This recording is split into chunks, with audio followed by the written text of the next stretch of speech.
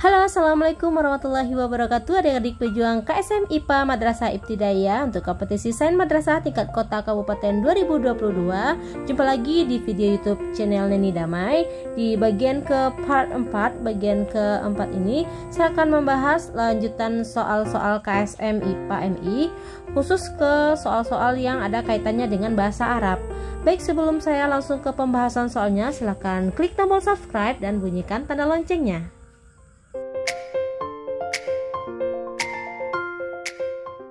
Baik, kita bahas untuk soal yang pertama.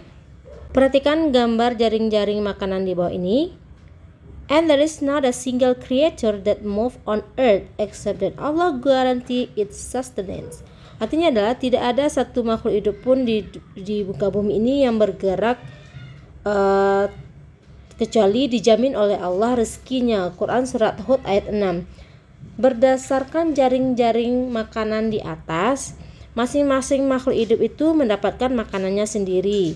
Jika di ekosistem persawahan populasi ular itu turun drastis karena diburu oleh manusia, manakah populasi yang berdampak mengalami penurunan yang paling signifikan? Kita lihat yang jika snake ini habis, yang mana yang berdampak? Yang paling dampak penurunannya, yang paling menurun itu adalah si spider atau enggak si parasitik. Kenapa? Karena kalau ular habis, otomatis si lizard itu kan akan berkembang jumlahnya, akan menjadi booming, dia menjadi banyak. Sehingga kalau dia banyak, otomatis makanannya berupa si spider atau si parasitik ini tentu akan semakin sedikit jumlahnya karena yang memakannya begitu banyak. Jadi yang manakah populasi yang mengalami penurunan populasi, yaitu adalah si parasitik atau enggak si spider. Jadi jawabannya adalah karena si parasitik enggak ada, jadi jawabannya yang tersisa adalah si spider. Jadi jawabannya adalah C. Baik, saya akan bahas soal yang kedua. Soal yang kedua ini bentuk soalnya adalah berbahasa Arab. Inti pertanyaannya adalah perhatikan surat Al-Hijr ayat 22. Nah, kita harus tahu terlebih dahulu pengertian dari ayat ini, terjemahnya seperti apa. Bunyi ayatnya adalah wa arsalnar riyaha lawaqiha fa anzalna minas sama'i ma'an fa asqainakumuhu wa ma antum lahu bikhazinin. Yang artinya adalah, dan kami telah meniupkan angin untuk mengawinkan dan kami turunkan hujan dari langit. Lalu kami beri minum kamu dengan air itu dan bukanlah kamu yang menyimpannya. Jadi pertanyaan bahasa Arabnya adalah, berdasarkan ayat di atas, tanaman yang dimaksud melakukan penyerbukan melalui bantuan apa dan penyerbukan itu dinamakan apa? A. Al-Ma'i artinya manusia, nama penyerbukannya adalah Al-Ma'i arti itu air, nama penyerbukannya adalah hidrogami. Jelas ini salah ya, karena di sini disebutkan adalah angin.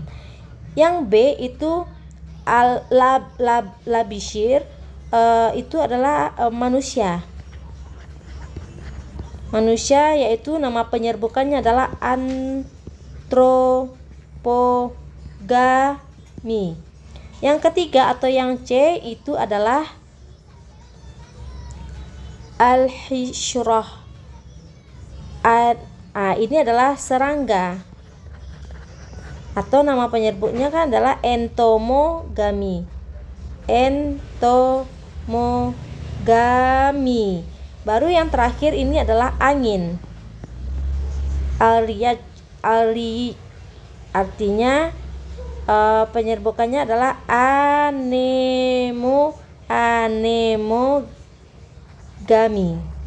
Jadi jawabannya adalah yang D. Oke, kita bahas untuk soal yang ketiga. Soal yang ketiga masih dalam bentuk soal berbahasa Arab, yang artinya adalah perhatikan surat An-Nahl ayat 67 yang di garis bawah adalah nakhil itu artinya kurma. Kemudian wal a'nab itu artinya anggur. Kemudian ini minuman memabukkan.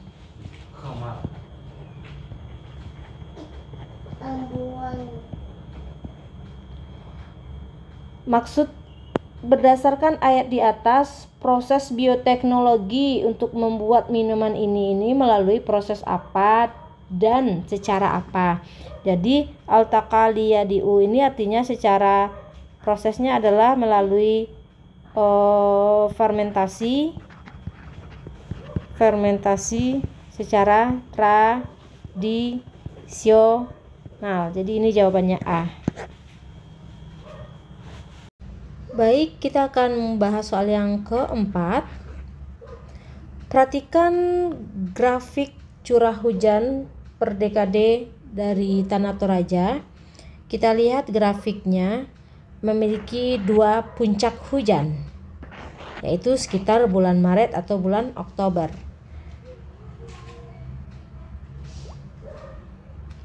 Pertanyaannya adalah, berdasarkan grafik tersebut, curah hujan dapat diasosiasikan dengan kemelimpahan vegetasi. Vegetasi itu artinya berarti tumbuhan hijau.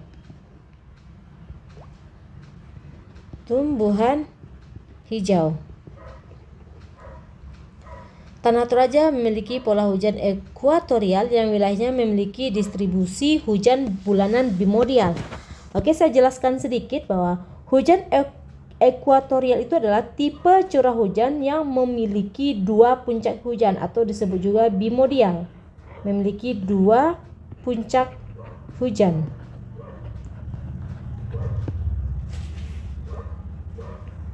Yang sesuai di gambar ini bisa kita lihat, yaitu pada ini. Baik, kita soal yang kelima. Hadis riwayat Nabi, yaitu yang dia jelaskan di sini adik, yang artinya adalah ayam jantan.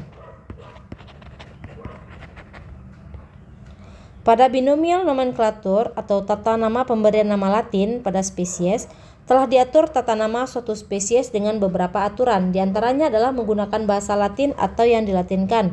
Kata pertama menunjukkan genus dan kata kedua menunjukkan penunjuk spesies. Kata yang ditandai dengan garis di bawah ini memiliki karakteristik khusus, yaitu tubuhnya ditutupi oleh. Kalau ayam yang menutupi tubuhnya itu disebut dengan bulu. Jadi jawabannya adalah bulu. Baik, soal selanjutnya juga soal dalam bentuk bahasa Arab yang setelah diterjemahkan arti bahasa Arabnya adalah deforestasi hutan tropis telah menyebabkan kerusakan lingkungan yang signifikan. A ini artinya bertambahnya hewan.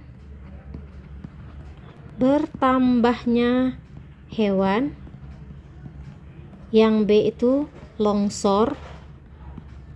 Yang C itu menipisnya lapisan ozon. Ini kata ozon, menipisnya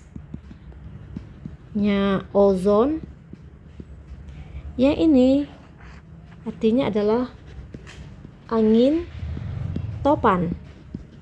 Jadi mana kata yang tepat atau jawaban yang tepat? Deforestasi, penggundulan hutan otomatis menyebabkan longsor. Jadi jawabannya adalah B, longsor. Baik, kita bahas soal yang selanjutnya juga dalam bentuk soal berbahasa Arab. Dalam soal berbahasa Arab ini, inti pertanyaannya adalah beberapa aktivitas di bawah ini berkontribusi untuk meningkatkan pemanasan global. Yang A ini adalah, yang mana kegiatannya? Yang A ini adalah kegiatan industri.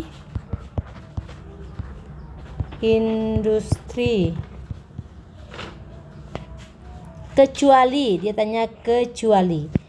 Kegiatan industri. Kemudian yang kedua adalah deforestasi. Yang ketiga yaitu adalah kendaraan. Yang kedua itu adalah erupsi vulkanik. Nah, yang mana kegiatan manusia aktivitas kegiatan manusia yang berkontribusi untuk meningkatkan pemanasan global? Kecuali, berarti adalah yang kecuali adalah erupsi vulkanik, karena erupsi vulkanik itu adalah bencana alam, bukan aktivitas manusia. Kalau yang kegiatan ini adalah aktivitas manusia yang berkontribusi untuk pemanasan global kecuali erupsi vulkanik. Jadi jawabannya adalah D. Baik, saya akan bahas untuk soal yang ke-8. Perhatikan gambar berikut ini.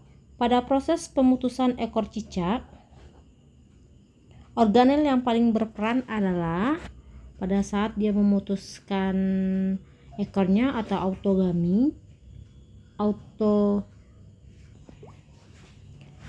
Maksud saya adalah autotomi. Organel yang paling berperan adalah A. Ribosom, fungsinya untuk sintesis protein. Lisosom untuk pencernaan intrasel, kayak fagositosis. Retikulum endoplasma itu transportasi zat. Badan Golgi untuk sekresi zat, untuk mengeluarkan zat, bisa berupa enzim dan apapun yang dibutuhkan dalam proses metabolisme. Nah, pada proses pemutusan ekor cicak, organel yang paling berperan itu adalah ribosom, karena dia membantu untuk mensintesis protein. Protein digunakan untuk memperbaiki atau meregenerasi sel-sel yang sudah rusak tadi. Pada saat dia memutuskan ekor, dia kan mengalami luka tuh. Jadi dia kembali memperbaiki lukanya itu untuk menumbuhkan kembali ekornya yang baru. Itu dia mampu meregenerasi sel. Nah, meregenerasi sel ini adalah fungsi dari si protein. Jadi ribosom ini berfungsi untuk membuat sintesis protein. Jadi jawabannya adalah A. Ribosom.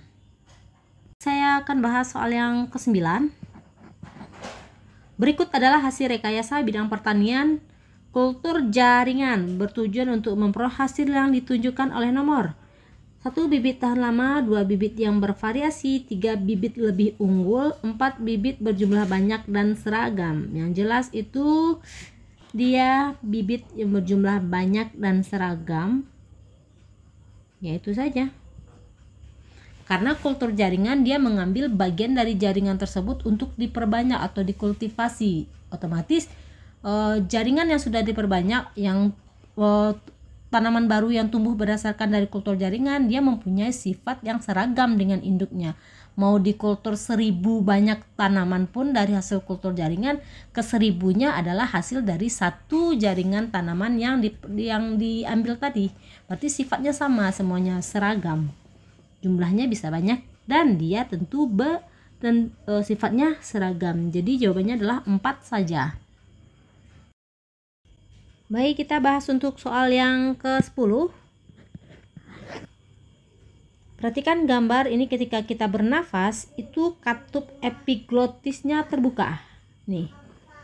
Ketika kita mengunyah atau menelan, itu katup epiglotisnya itu tertutup.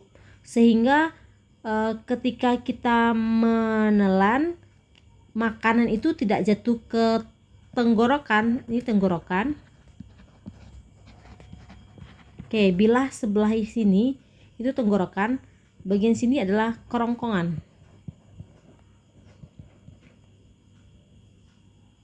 Maaf terbalik ya.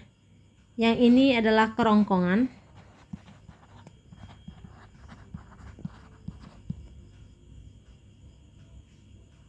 Yang bagian sini adalah tenggorokan. Sehingga ketika kita menelan, katup epiglotis ini dia tertutup sehingga makanan dari sini tidak lewat ke tenggorokan. Tapi mekanisme ketika kita makan, kalau kita berbicara kemudian tersedak, mekanisme apa yang terjadi ketika tersedak? Masuknya makanan menuju tenggorokan karena terbukanya katup epiglotis ini. Terbukanya katup epiglotis sehingga makanan masuk ke tenggorokan, makanya kita tersedak. Nah, itu jawabannya yang tepat. Ingat, tenggorokan tempat lalunya udara atau oksigen, kerongkongan itu tempat lalunya makanan. Lalunya makanan ke kerongkongan. Jangan terbalik ya. Tenggorokan lalunya O2 atau CO2, intinya adalah udara. Jangan sampai terbalik. Ketika tersedak, makanan itu jatuh ke tenggorokan karena terbukanya katup ini, katup epiglotis. Jawabannya A. Baik adik-adik, itu 10 soal di bagian keempat, di bagian part 4 ini. Mungkin besok atau ya besok insya Allah akan saya upload untuk video ke bagian kelima. Ada 10 soal lagi.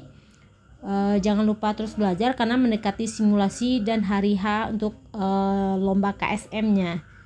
Baik adik-adik, sebelum saya tutup silahkan klik tombol subscribe dan bunyikan tanda loncengnya agar channel ini semakin berkembang dan semakin bisa mengupdate referensi soal-soal terbaru untuk persiapan KSM adik-adik baik tahun ini maupun tahun-tahun mendatang. Semoga kita masih tetap bertemu. Kalaupun nanti kamu dari MI kemudian ke MTS, mana tahu kamu kembali lagi ikut di tingkat MTS, kita jumpa lagi di YouTube channel ini. Jangan lupa untuk klik tombol subscribe-nya. Oke, assalamualaikum warahmatullahi wabarakatuh.